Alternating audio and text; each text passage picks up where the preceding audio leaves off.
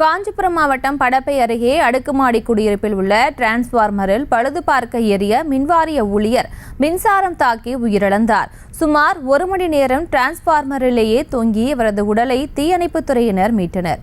இதுகுறித்த கூடுதல் விவரங்களோடு இணைகிறார் எமது செய்தியாளர் பாலா. வணக்கம். மேலும் விவரம். நிச்சயமாக பிரியங்கா, காஞ்சிபுரம் மாவட்டம் படப்பை அடுத்த சாலமங்கலம் பகுதியில் உள்ள எம்பயர் அவென்யூ என்ற தனியார் அடுக்குமாடி குடியிருப்பில் அடிக்கடி மின்சாரம் துண்டிப்பு ஏற்படுவதாக புகார் வந்துள்ளது. புகாரின் அடிப்படையில் அடுக்குமாடி குடியிருப்பு பகுதியில் உள்ள டிரான்ஸ்பார்மரில் ஃபியூஸ் போனது தெரிய வந்தது. இதனையடுத்து மின்வாரிய ஊழியர் கங்காதுரை டிரான்ஸ்பார்மரில் ஏறி ஃபியூஸை மாட்டும் போது மின்சாரம் தாக்கி பரிதாபமாக உயிரிழந்தார். உயிரிழந்த மின்வாரிய ஊழியர் கங்காதுரையின் உடல் 1 மணி நேரத்திற்கு மேலாக டிரான்ஸ்பார்மரிலே தொங்கியது.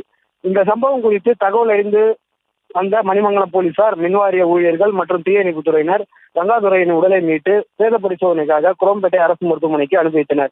மணிமங்கலம் போலீசார் சம்பவம் குறித்து விசாரணை மேற்கொண்டு வருகின்றனர்.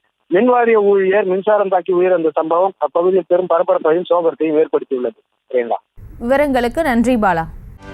செய்திகளை உடனுக்குடனும் துல்லியமாகவும் தெரிந்து கொள்ள சப்ஸ்கிரைப் பண்ணுங்க.